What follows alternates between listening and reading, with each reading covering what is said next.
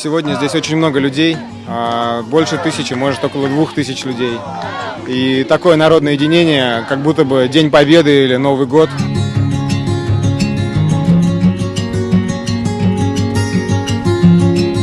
Люди объединяются. Причем нету никаких террористических лозунгов там. Никто не кричит, что кто-то плохой. Все просто выявляют свою волю. Единственный источник власти – это многонациональный народ.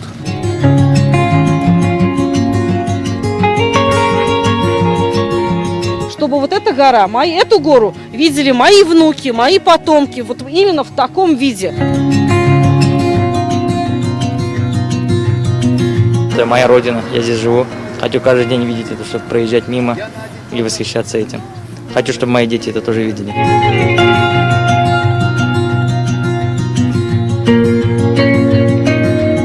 Руки прочь!